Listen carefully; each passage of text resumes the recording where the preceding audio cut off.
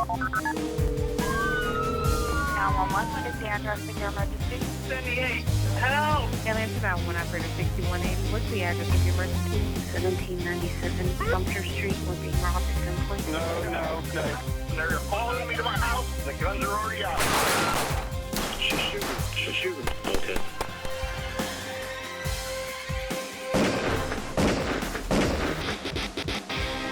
Hello and welcome to Stop the Threat. My name is James Towle.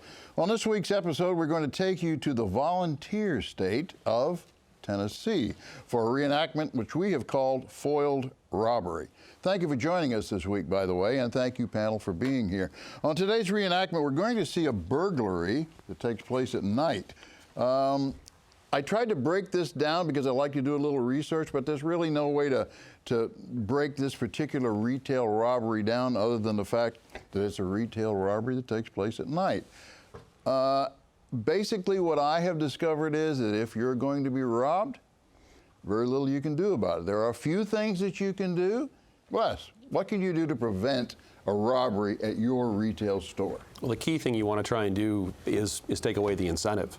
Take away that opportunity. And you can't prevent it, you can mitigate it, but you want to try and remove as much of that opportunity as you possibly can. Okay. Where you position your cash register versus the front of the entrance, accessibility, visibility, things, all these things take away those opportunities. They minimize that potential. Yeah, well, I don't want to use the word funny because I'm going to need a lot of help from you folks at home, especially if you're in the retail business. But I know, for instance, in jewelry stores, they take all the jewelry out of the window. It doesn't mean that it's left the store. It just means it's not in the window. So that's something to what you're referring to. Absolutely. The way I see this, if you have a security guard, are you comfortable with that? I think definitely that's somebody that's standing there to make it a little bit harder to get past and to get in and do that. You want to be harder to break into than the next store. If there's a ton of jewelry stores everywhere you go, you want to be tougher than the next one. So having someone out front makes them pick an easier target. I saw recently that I think it was a convenience store, and the convenience store owner had a German Shepherd. And the German Shepherd sat behind the counter when nobody even knew the dog was there. The robber comes in and puts his hand across, and as soon as the dog saw it, the dog was up and on that guy immediately. I like the idea of dogs. I'm a German Shepherd guy myself, had them for years and years. I think that's effective. In fact, in many cases, I like that a little bit better than the security guard, because if I'm going to be the robber, I'm going to be kind of looking, take that security guard out. If I don't know about the dog, I could be a little more surprised. I know you're going to say something. Tell me. I am. I think if we think outside the box a little bit, there's a sign that a store owner can put up that will maybe create fear and reluctance in a bad guy. And that sign should read, "Concealed carry patrons will be given a 10% discount." Now, bad guys don't like to be hurt, so the German Shepherd discourages that. But also, if you are going into a store that invites concealed carry holders, you're going to think twice about picking that store to rob. Yeah, I like that. I mean, probably would have to go back and do some research because I don't know how many, let's say, convenience store robberies are done without a lot of preparation, as opposed to someone who's planning ahead, who may, see that sign.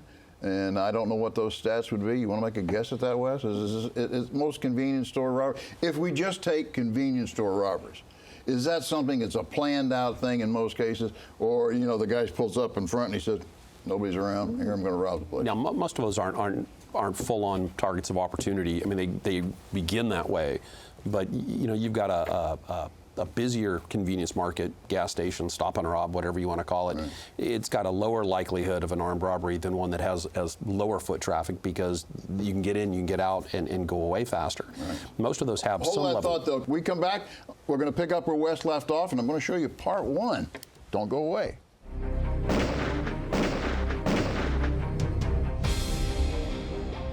Welcome back, viewers. We're going to show you part one, but before I do, Wes wanted to follow up a little bit because we kind of cut you off. The whole idea of targets of opportunity versus planning, I mean, there are those armed robberies that are like, let's do it just right now, but the bulk of them, these guys that do that on a regular basis, it's got a level of planning that's behind it, because the idea is to get it and not get caught. Right. So reducing that opportunity, again, is a big part of this. So I would think maybe time of day or time of night, the amount of people inside the store, and maybe they did go in there a couple of times beforehand, and had they seen your sign, may have had some influence over whether they're going to that store or another store. So I like that. Yeah, I'm fine with that. And that approach has worked well at some restaurants when they've seen an increase in business as a result of that sign. Right. Yeah, absolutely. Sure. Let's watch part 1, foiled robbery. That can't be right.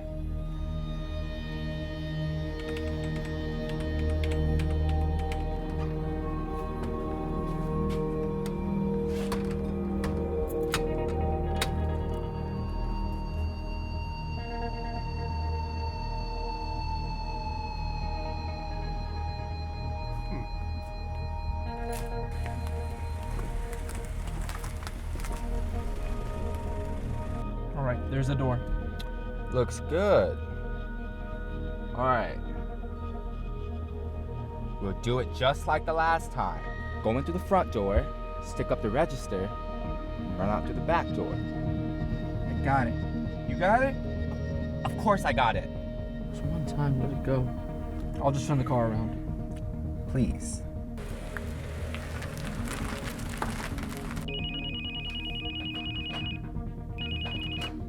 Hello? Yeah, hi, it's John from the store across the street. Oh, hi, John. How are you this evening? I'm fine. Hey, listen, I don't want to alarm you. It's probably nothing, but I saw a car go around back, parked behind the building. They haven't come back out yet. Oh, really? I'll go check it out. I was actually calling to make sure that you'd gone around back and locked up the back of your shop. Something doesn't feel right. Oh, well, I'll just get my gun and go check it out. Call the police. Wait.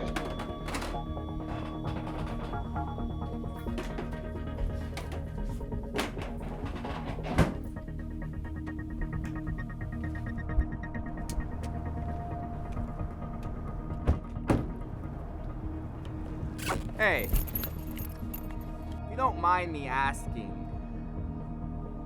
do you mind if I use the rail gun this time? Why? We don't plan on shooting any. Well, it's just...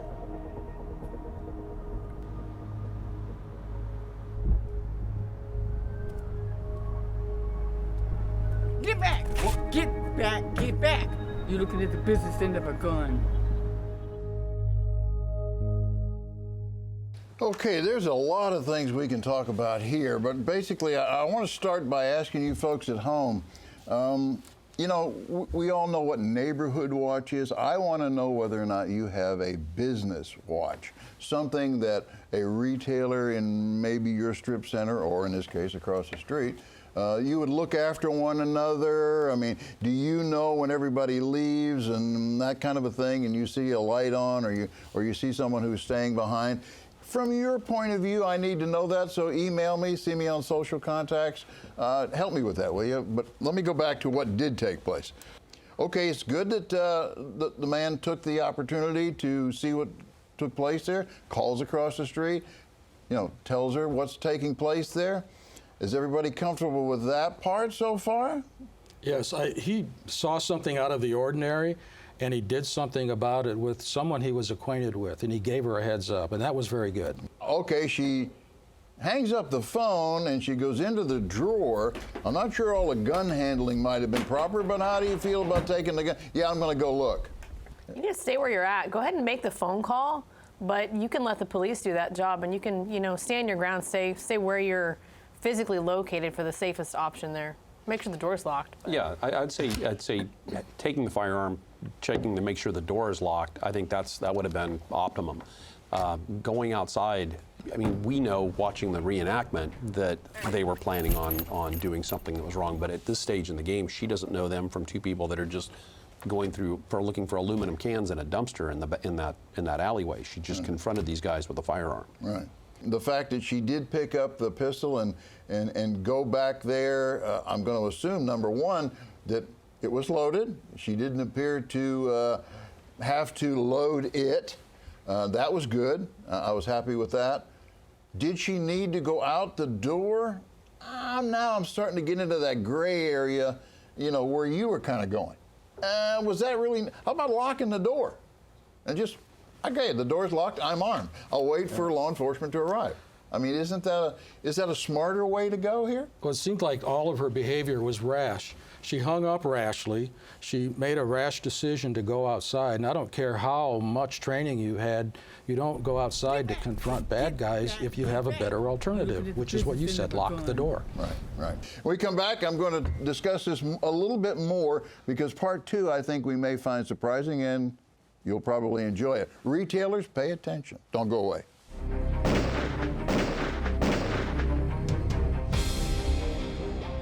Thanks for coming back, viewers. We've seen part 1. There's been some things there that didn't make us totally comfortable. Like I have said earlier, if you're a retailer and you can add to this subject, please email me. I'm going to show you part 2, but I just want to say one thing before we go there. I wonder if the gentleman across the street could have been a little more helpful. I wonder if he would have gotten in his car and maybe driven over there. Since he was so concerned and gave her the call, maybe he would have done that, maybe not. Anyone want to run with anything else, or do you want to see part 2? Well, I think he could have gone around the corner and not gotten close enough to interject himself into the situation, stayed a distance away just to observe, and he could have called 911 the minute she walked out and pointed the gun at that guy. Oh, sure, maybe even blocked one end of the alley. Yeah. Because he looks down the alley, he sees too many people out there, it's weird. I'll stay in my car and I'll just block the alley, and or maybe I'll drive through, pick up a license number. Yeah, the act of even just driving through the alley could have been enough of a deterrent to send these guys out. Maybe we don't want to do this right now. Right. I really like that he took the initiative to make the phone call. He saw something that concerned him, and he wasn't quite sure what it was, but he didn't just drive away going, well, I hope that works out for her. He actually took the initiative, and he actually, knowing her number to be able to call, I think, is the gap we have anymore with neighbors and such, business or residential.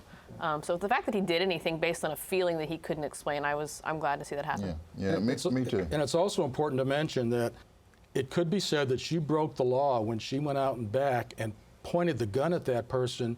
He did this, he was startled. In the legal world, that's called battery. She committed battery when she did that. And she could be liable for that if he's there totally innocently. Okay, so if they had gotten back in the car and they had called 911 and said, hey, a woman just threw down on me with a gun, she could have been arrested. That's what you're saying, right? Yes. That's an important point. And I think a lot of people might not catch that. Thank you for doing so. And we may have more to say on that right after we watch part 2.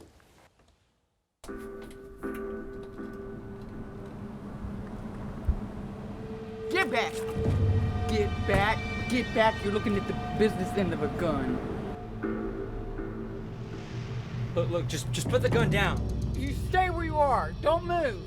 You, get over by the car. Look, lady, we were just having some trouble with our car. Do you mind if I call a tow truck? Fine. But stay where I can see you. Hey, stay where you are. What are you doing? Stay where you are. Ma'am, I have no signal. If you do not mind, I'm just trying to find a signal.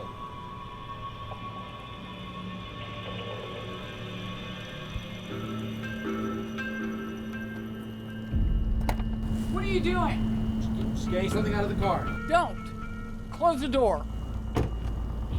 Get back.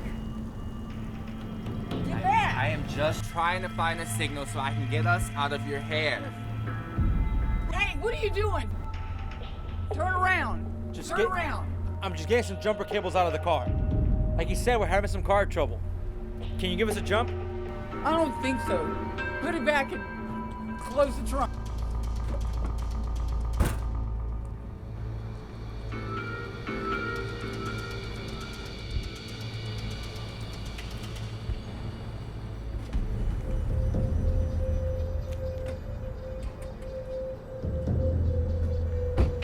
How long before the police are here? I'm on the phone with them. They're almost here. Maybe a couple of minutes. Look, lady, just let us go. We haven't done anything to you. I mean it, stay back. Don't move. Look, just put the gun down. It's just misunderstanding. I mean it, back off. Don't move. Stop moving. I will shoot you. Put your hands on the roof of the car.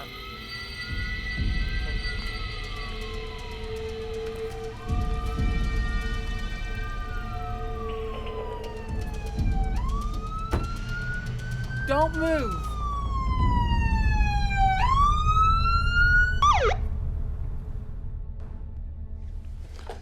Okay, where do you want to start here? Number one, when that woman comes out with the gun, she certainly intimidated me enough. I think there's several times in there when if someone wasn't really paying attention, she could have squeezed off around and shot somebody. A lot of movement in there. She's too far away. It's in the dark. I mean, where do you want to start here? A gun is not an audible warning device. It should never be shot into the air to warn somebody. Well, for two reasons. The bullet's going to come down and it could hurt somebody. And in most jurisdictions, shooting a gun in the air is illegal.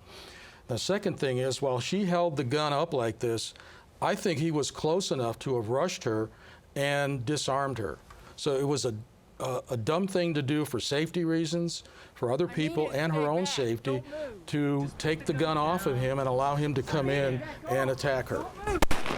Okay, you know, I'm not a big fan of warning shots. All I can say is in this particular instance, it appeared to work. I don't want to get behind that idea. I mean, would you have felt any better if you'd have fired 2 rounds in the ground? Probably not. If that's what she had to do, shoot the car. Shoot the car. Yeah, show these guys that you're serious, shoot the car. But if she had waited another second or two and he got closer, she could have shot him instead, and the bullet would have probably stayed in him, and the forensic evidence would have shown that he was approaching and getting closer and closer. Okay, all right. We're down to just a few seconds. I don't know much that we can say other than that there was a lot of things in here we were very uncomfortable with, and we come back, I know I'm going to get a couple more opinions, so don't go away. This is a long way from being over.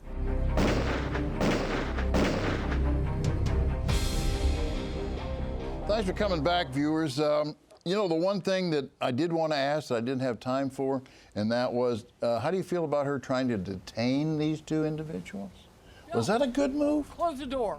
She's not in a perspective yet where she has knowledge that they're getting ready to do anything other than they're in the alleyway. Right. And she doesn't own the alleyway. Right, and she's trying to hold them. She is trying to detain them. I'm not so sure that that's a great idea, but okay, let's just pass over that a minute, make a note. I'm not happy with that one.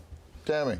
The warning shot really just gets me. I have a really hard time that she did that. Not only the recklessness of what goes up must come down, but defensively, at what point do you stop shooting into the air and decide you need to engage the person in front of you? I mean, if you end up shooting them, if a shot in the air was warning enough, why wasn't a second shot in the air warning enough? When do you decide to make that transition? If you end up in a court of law, it's a tricky situation. Okay. You know, I'm not even sure when that fellow reached into the trunk and turned around from her position, that might have been enough for me to think that he's coming back with something in his hand that's going to hurt me. So I think there was a lot of areas here where she didn't pull the trigger when maybe some other folks would. So there was, I don't know. Anybody want to make a comment there? Well, it would have been a good opportunity to go back and lock yourself back inside the building. Okay, but you know what? There's a good point brought out during the commercial, though, was that the door said no re-entry, and thank you for noticing that because it went right by me. So once that door closed, she was out there, stuck out there, actually. She was out of one option. Right, that's right. She closed the door on the option of escape she may have had until the businessman pulled up to try to give her a hand here, which I applaud him for doing that. I think he went way out of his way. I don't think anybody would have expected it. But again, maybe that's my perspective. You as retailers out there, you tell me if that's a common incident. Fine. I hope to hear from that. Let me give you a quick follow-up, though, because we are running a little bit short. 2 crooks intending to rob the store next door. She wasn't even the object of the robbery, okay? Both were arrested and charged with multiple crimes, and one of them being attempted aggravated robbery, aggravated criminal trespass, unlawful possession of a firearm. Both of them were held on $14,000 bond, which I thought was kind of low, and they are being investigated for similar robberies in the area. Anybody surprised? No. Nope, not a bit. Not a bit. There's that planning part. Yeah. This is something they do on a regular basis. Right. I think it was a circumstance that came together well in her favor. I think all of us at the table can see how this could have gone another way. And certainly we wouldn't want to suggest to you, and I don't think anybody at the table would want to suggest to you to do what this woman did. Remember, these are real reenactments. This did take place, and we did it for you as close to the facts that we had. But I'm not sure that I'm going to recommend you do that. I don't think anybody at the table is going to say, fire a warning shot, right? No. No, Whether it's in the ground or in the air, Don't nobody's comfortable with that. But the fact remains, they backed off when they knew she was actually going to use the gun. Okay? I mean, there's an area here where we're all going to agree not to, but in fact, it worked into her favor, didn't it? She got lucky. The risk of where that round landed did not, come back and harm anyone and put her in trouble. You know, I'm going to go just a little bit further than that. I'm not worried about that lead returning to Earth, and I know that it probably will. I'm more concerned with the fact that the two bad guys backed off, and it worked. It pushed them away. I'm not sure in every circumstance it would fall that way. I'm running out of time. I want to thank you very much for tuning in this week. See me on the social media. Add something to this because I need your help. Be safe, be trained, be alert.